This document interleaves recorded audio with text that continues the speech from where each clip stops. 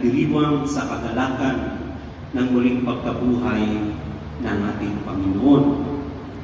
Bagamat sinasabi natin tayo ay natutuwa, tayo ay nakaaninag ng pag-asa, tayo ay may pinaniniwalaang Diyos, ngunit hindi pa rin natin maalis sa ating mga puso't isipan na meron pa rin tayong minsan nakakalimutan na rin natin na may pag-asa pa. Yung iba ang masaklap. Akala nila, pag may problema at kalungkutan, yun na ang katapusan. Kaya dito sa ating Ebanghelyo at sa ating pagnonobena kay San Francisco, tayo'y pinapaalalahanan na mayroong halimbawa na dapat nating sundan.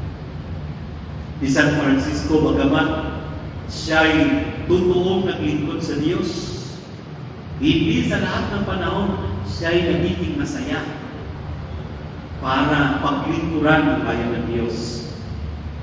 Naranasan din niyang inalipusta siya. Naranasan din niyang isinaktan siya mismo ng sarili niyang pamilya. Naranasan din niyang masaktan siya ng ibang tao kanyang pinaglilingkuran. Ganun din sa atin, sa pamilya natin. Kung sino pa yung pinaglilingkuran natin, sila pa ang nananakit sa atin. Ngunit hindi yun ang katapusan. Yung ating kalungkutan at sama ng loob at pinanakit. Kaya nagpakita sa Jesus upang ipaalala sa atin na buhay siya. Kaya meron tayong kandila.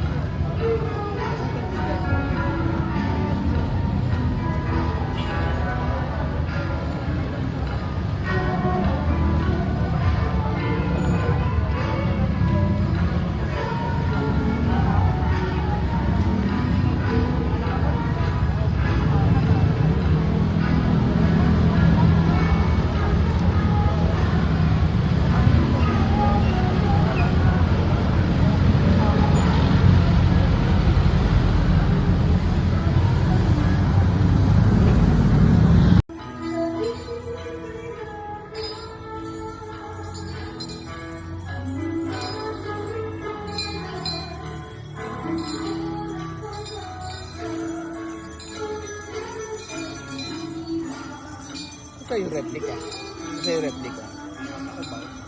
Ano ngayon? Hanggang kailan nandun yun? Hanggang kailan? Hanggang mong binibining Pilipinas. Kaya mo siya. Yung kalapati nga trending eh. Mali naman yun. Yung iba, may iba naman, iba artificial na kalapati ang ginagamit. Pero nakakakuha ng belo, di ba? Kahit artificial. Pabigatin lang nila yun. Nilalagyan lang ng sumama. Saka parang nakatali pa, di ba? Yun na masama doon eh. Pero nakita mo yung isang kalapating inagaw doon sa kunwaring anghel. Yun ang hindi scripted, di ba? Inagaw niya yung belo.